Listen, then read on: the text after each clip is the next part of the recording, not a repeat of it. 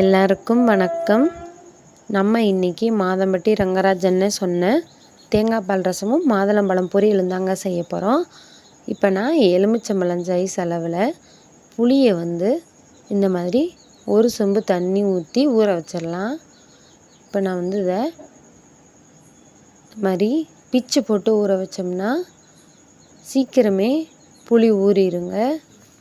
புளி ஒரு அலசிட்டு இந்த மாதிரி ஊற போட்டுக்கோங்க. இப்போ மிக்ஸி ஜாரில் 1 டேபிள் ஸ்பூன் மிளகு, 1 டேபிள் ஸ்பூன் ஜீரகம், பாருங்கள் காஞ்ச மிளகாய் நான் ஒரு 4லேருந்து 5 மிளகாய் எடுத்துக்கலாம்.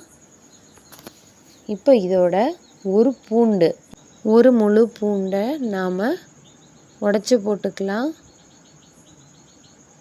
பாருங்கள் உடச்சி பூண்டு சேர்த்தாச்சு. இப்போ ஒரு கைப்பிடி அளவு கருவேப்பிலை, பாருங்கள் இதையும் சேர்த்தாச்சு. இதோட கொத்தமல்லி தலையும் கொஞ்சமாக சேர்த்துக்கிட்டாங்க. இப்போ இதை நம்ம கொரகொரப்பாக அரைச்சி எடுத்துகிட்டு வந்துடலாம். ரசத்துக்கு எப்பயுமே கொரகொரப்பாக தான் அரைக்கணும், ரொம்ப நைஸாக அரைக்கக்கூடாது. இப்போ பாருங்கள் நல்லா கொரகொரப்பாக அரைச்சி எடுத்துட்டேங்க. இது நம்ம வச்சுக்கலாம். இப்போ இது ஒரு ஓரமாக இருக்கட்டும். இப்போ நான் புளியை கரைச்சி விட்டுருக்கிறேன். நான் தேங்காய் பால் எக்ஸ்ட்ரா தண்ணிலாம் சேர்க்குறதால ஒரு செம்பு தண்ணி மட்டுமே சேர்த்து புளியை நல்லா ஊற வச்சு கரைச்சி எடுத்துக்கிட்டேன். இப்போ இதை நம்ம வடிகட்டி இதையும் ஒரு பவுலில் தனியாக சேர்த்துக்கலாங்க. இப்போ இதில் நான் ஒரு பழுத்த தக்காளி ஒன்று எடுத்திருக்கேங்க. அதையும் இதோட நாம் இந்த மாதிரி பிசைஞ்சு விட்டுக்கலாம். நாம் ஆல்ரெடி புளி சேர்த்துருக்கோம். ஒரு தக்காளியும் சேர்த்தா நல்ல ஒரு டேஸ்ட்டு கிடைக்குங்க. நம்ம தேங்காய் பால் சேர்த்துக்க போகிறதால புளினா சொன்ன அளவு மட்டுமே சேர்த்துக்கோங்க. இப்போ பாருங்கள் எக்ஸ்ட்ரா ஒரு அரை சொம்பு மட்டும் தண்ணி சேர்த்துருக்கேங்க. இப்போ இதில் ஒரு அரை டீஸ்பூன் பெருங்காயத்தூள் சேர்த்துக்கோங்க. பெருங்காயத்தூள் சேர்த்ததுக்கப்புறமா தேவையான அளவு உப்பு சேர்த்துக்கலாங்க. இந்த உப்போடு நாம் மஞ்சத்தூளும் சேர்த்துக்கலாம். இப்போ இதெல்லாம் சேர்த்துட்டு நல்லா மறுபடியும் ஒரு வாட்டி கையால் கரைச்சி விட்டுக்கலாம். எக்ஸ்ட்ரா இதோட கொத்தமல்லி தலையும் சேர்த்துக்கோங்க. நம்ம ஆல்ரெடி அரைக்கிறதுல சேர்த்துருக்கோம். இது இந்த கலவையில் புளிக்கரைசலில் நாம் கொத்தமல்லியும் சேர்த்து ஒரு வாட்டி நல்லா எல்லாத்தையும் மறுபடியும் பிசைஞ்சு விட்டுக்கலாம். ஏன்னா நம்ம சேர்த்த கல் உப்பு பெருங்காயம் எல்லாம் நல்லா கரையணும், இல்லைன்னா கட்டி கட்டியாக அங்கங்கே நிற்கும். இப்போ இதை நாம் ஒரு உரமாக வச்சிடலாம். இப்போ நான் ஒரு அரை மூடி தேங்காய் எடுத்துருக்கேங்க. இதை தான் இன்றைக்கி நான் தேங்காய் பால் எடுக்க போகிறேன். இதை நான் மிக்ஸி ஜாரில் போட்டு அடிச்சுட்டு அதுக்கப்புறமா கொஞ்சம் தண்ணி ஊற்றி வடிகட்டி ஒரு பவுலில் எடுத்துக்கிறேங்க. பாருங்கள் இப்போ நான் அந்த அரை மூடி தேங்காய் பால் எடுத்துட்டேன் வடிகட்டி. இதுவும் ஒரு சைடு வச்சிடலாம். இப்போ ஒரு கடாய் எடுத்துக்கலாம். அது நல்லா சூடாகட்டும். சூடானதும் எண்ணெய் ஊற்றிக்கோங்க. பாருங்கள் கடாய் நல்லா சூடானதும் எண்ணெய் ஊற்றியாச்சு. இப்போ எண்ணெய் நல்லா சூடாயிருச்சு. இதில் நான் ஒரு அரை டேபிள் ஸ்பூன் கடுகு சேர்த்துக்கிறேன். கடுகு இப்போ நல்லா வெடிச்சிருச்சு. நம்ம மிக்ஸி ஜாரில் அடித்து வச்ச சீரக மிளகு கலவையை நம்ம போட்டு அதோட பச்சை வாசனை லைட்டாக போகிற அளவுக்கு மீடியம் ஃப்ளேமில் வச்சு வதக்கி விட்டுறலாம். இதை நம்ம வதக்கையில் வீடே மணக்குங்க. இந்த மாதிரி ரசம் வச்சு தாளித்து பாருங்கள், வீடு என்ன தெருவே ரசம் மணக்குங்க. எப்படி செஞ்சீங்கன்னு உங்கள்கிட்ட கேட்பாங்க.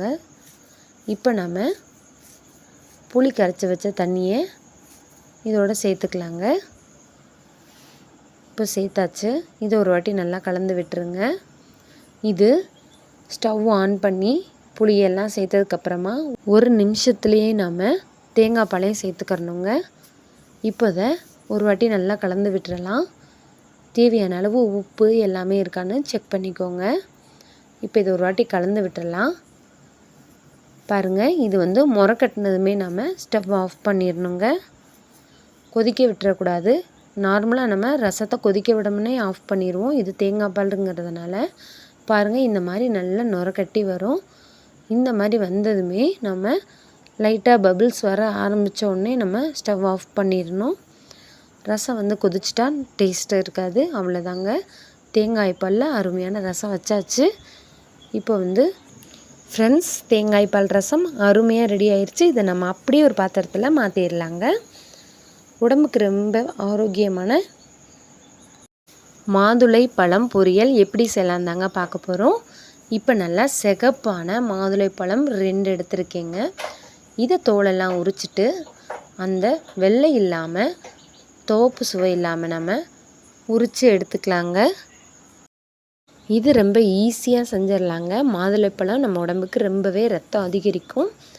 இந்த மாதம்பட்டி ரங்கராஜன்னு சொன்ன மாதுளம்பழம் பொரியல் ரொம்பவே டேஸ்ட்டாக இருக்கும். இதுக்கு நம்ம ஒரு கடாய் ஹீட் பண்ணி 2 டேபிள் ஸ்பூன் தேங்காய் எண்ணெய் ஊற்றிக்கலாங்க. தேங்காய் எண்ணெய் நல்லா சூடானதும் இதில் நம்ம 1/2 டேபிள் ஸ்பூன் சீரகம் சேர்த்துக்கலாம். இதோட ஒரு கொத்து கருவேப்பிலை சேர்த்துக்கலாம்.